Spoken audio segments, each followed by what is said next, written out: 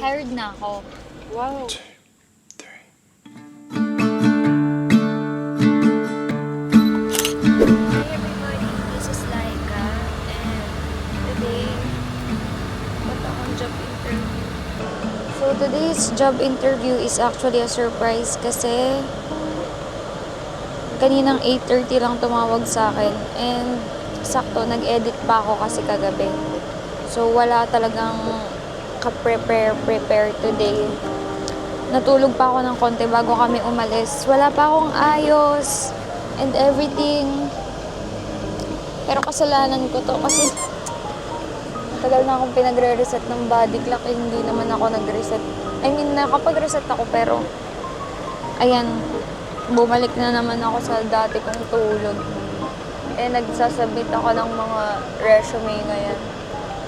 So, dito na ako sa sasakyan mag-aayos. Bumaba si ate para magpa-print ng resume. And yung job interview na pupuntahan ko ay paapat na interview na pupuntahan ko dito. Though nakapag-send out na ako ng 500 siguro na resume. Kumawag. Another lazy afternoon. The clouds covered in gray. Third coffee of the day. Almost fell asleep on Zoom. I yawn at the display. Third meeting of the day.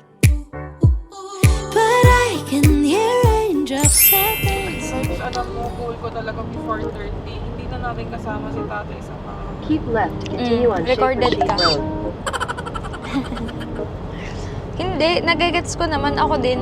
Thankful ka at some point na may nakakain ka kahit hindi ka nagpre-prepare.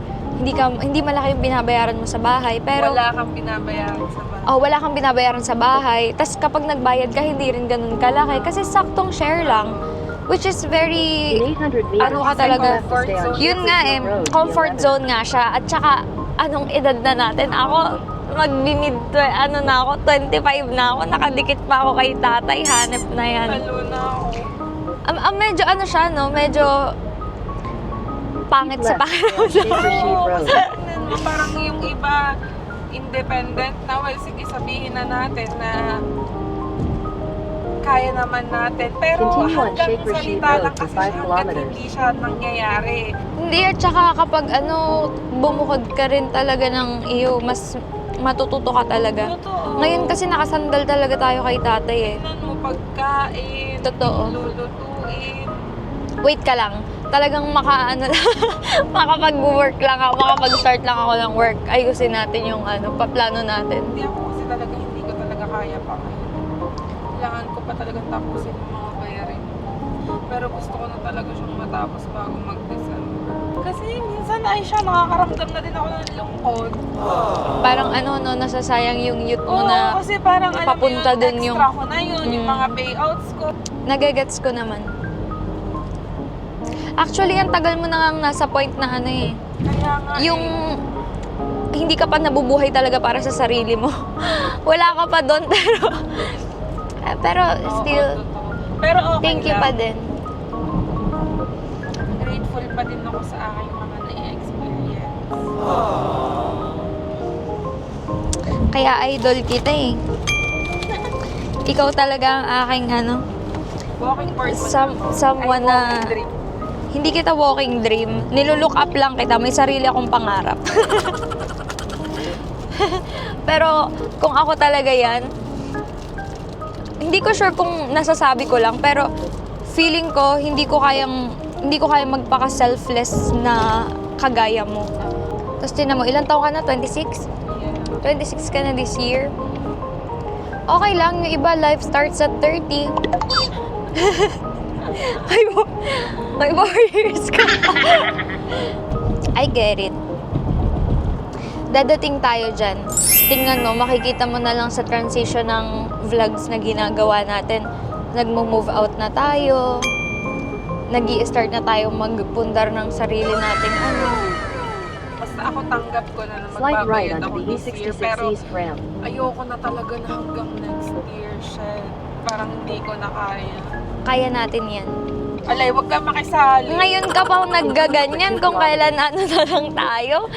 Last one na lang kay Thea. Alam mo ba, Kaya nga. nakikita ko na kaya yung, promise, nakikita ko yung transition ng magiging ano natin. Alam mo yun, yung pupunta na lang tayo ng ibang bansa, sasama lang tayo sa flight ni Thea. Ganun lang. Sobrang looking forward ako sa ganung buhay. Kaso, paano kapag dito ako nag-work? Sasabay ka sa tatay. Oh, isasabay niya ako tapos, paano ako sa hapon? In 600 meters, take exit 3. Sunduin mo naman Ang ako. mahal nga ng sali. Ako magbabayad! Hindi, lugi ka pag nag-compute ka. Ang layo nung lola ko rin. Ang init-init pa, summer. Baka nag-iiyak na ako papunta ng metro. 7 minutes na lang tayo. Sabihin ko, ano ba namang buhay ito? Kyle Street ramp, then take the Alkyle Road ramp. Hindi. Kailangan mo maging thankful like ka. Imagine mo na nasa Manila ka, nilalakad mo hanggang Tayuman. Tapos, mag-LRT ka. Nakausap mo yung Tapos, pagka-LRT mo, mag-G-jeep ka pa, maglalakad ka pa pataas ng project site. Eh dito, magme-metro ka na lang yung lalakarin mo, di ba? Kaso sa metro, paano pag masikip? Tatay, Road masikip ramp, then talaga. slide right. Maingay, hindi ko marinig yung mapa po. Kakanan ka daw. Wala pa nga yung trabaho. Kaya hindi binibigyan ni Lord eh. Sabihin ko, kaya baka hindi binibigay ni Lord. Wala pa, nandun ka na agad sa problema. Joke lang, pinagpre-pray ko na siya. Actually, push-pull rin kasi akong humiling kay Lord. Ewan ko, bahala na. Si Lord na talagang bahala sa lahat. Pinagpapasa Diyos ko na lang talaga. Pero wag ganun. Ha? Pero wag ganun. Oo, mukha lang akong hindi nagdadasal. 368.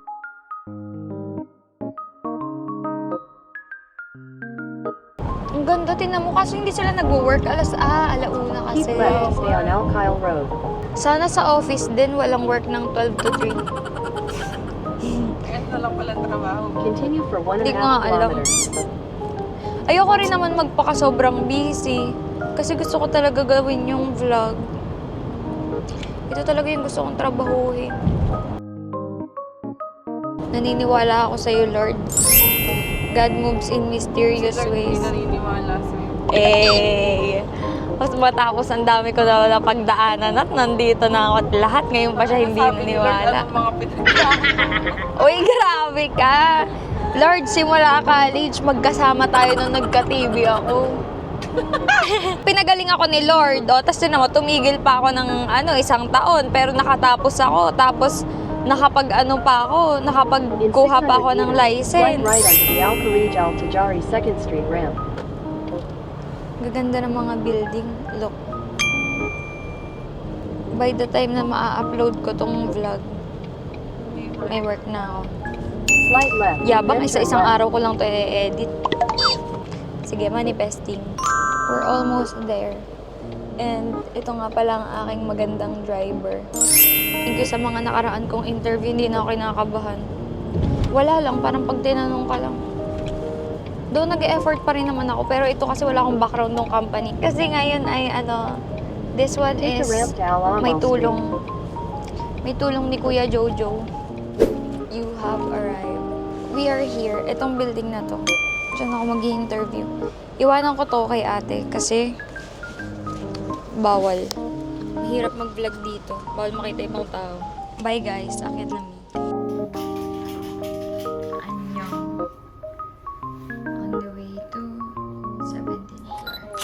I'm going to take over the Laika's vlog. So, hindi namin kasama si Thea ngayon kasi nag-exercise siya before we left sa bahay and kailangan ng someone na may magtingin kay Cookie. Andito kami ngayon sa Business Bay. Patatlo ng interview ni Likes dito. And the same area. Kakatawa. Hindi, patatlo na niya to. So, hopefully, makuha na siya dito para ma-reset na yung kanyang body clock kasi it's not getting better, Jude. Ang pangit. So, ayun, andito tayo. Ay, andito na agad siya. Ang bilis mo! Wala. Nakanap ko yung office. Nagkakwentuhan kami. Sabi ko nga, ang hirap pala mag-isa. Hindi ko na alam yung sasabihin ko. Yes. Sabi niya pumunta daw ako sa 1801, sabay daw kami ma-office. Okay, tatay is calling. Hello? Makalis na kaya? Yes, nandito na kami tatay. Nasa taas na si Likes. Okay, sige. Okay, bye. So, ayun nga. Hopefully, makuha na si Likes dito sa work niya kasi patatlo na niya to. Yung iba nga halos, Diyos ko, sobrang tagal. She's still lucky. I wanted to do something like this rin. Kaso, ayoko nung nagva-vlog ng ganito kahaba. Ayoko nung katulad nung kay Laika. Gusto ko yung mga 8 seconds lang. Yung mga ganun, mga reels. Ayoko ng ganito. Ano naman pag-uusapan natin? But earlier, nung papunta kami dito, I think naka-vlog nun si Likes. Nag-uusap kami about us moving out. Pero not now. Kasi we have a lot of things to settle. Parang nakaka-excite, no? Kasi kinakausap ko lang yung sarili ko. Pag napanood ko nila, matatawa lang yun. I'm turning 26 na and I don't want na... Siyempre, it's okay to be with tatay. Sobrang leverage in terms of yung sa food. You know, we don't know how to cook. We don't know how to do stuff like yung mga kukumpunhin sa bahay and all. Pagdating talaga sa pagkain, talagang sobrang thankful kami that we have tatay. Of course, we have Thea na marunong sa buhay, marunong magluto, masipag and all. But Thea is still studying. So, yung time talaga na nandito ako sa UAE with tatay, yung pagluluto talaga hindi mo po problemahan. And pamula nung nag-move kami sa Sharjah for 2 years na, not paying anything for the rent, water, or wifi. None of those talaga binabayaran ko. Kaya nakakatulong naman somehow. Kasi in terms of other bills naman, nakakapagbayad. But iba pa rin talaga yung hataw. I mean, hataw in terms na iba yung ibibigay mo sa sarili mo, knowing na you have to pay tons of bills. Alam mo yun, you really have to work hard. Kasi ako ngayon, not working hard. Pero sa bahay lang ako, doing my thing, doing what I am doing right now. Ganito pala yung feeling kapag mag-isa. Trinay ko lang yung mic, trinay ko lang din yung camera. Pero ba't ang dami ko sinasabi? Ayan, so hopefully samahan nyo si Likes sa journey niya dito sa UAE. Ako gusto ko talaga G-Wagon. Gusto ko rin ng pang-isahan na car or yung pang-dalawahan. I wanted a Ferrari.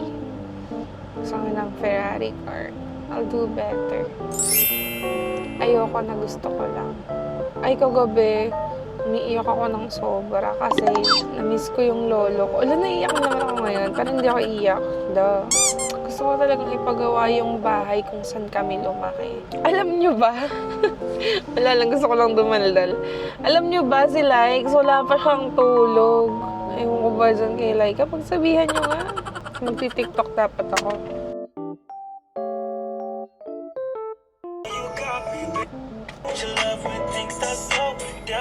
Wow! Wait lang, magti-TikTok muna ako. Panoorin niyo lang ako dyan. Kapangit, nakakaasar. Hired na ako. Wow. Tinanong ko sila kanina, sabi ko, okay, when will I be hearing from you? Na kailan ako pasa? Tapos sabi nila, you already passed the interview. Yung trabaho ko, yung visa ko, engineer naman ako. Kasi sabi nila, mag-start na ako ng Monday. Sumasakit yung ulo ko. Kasi wala pa akong tulog eh.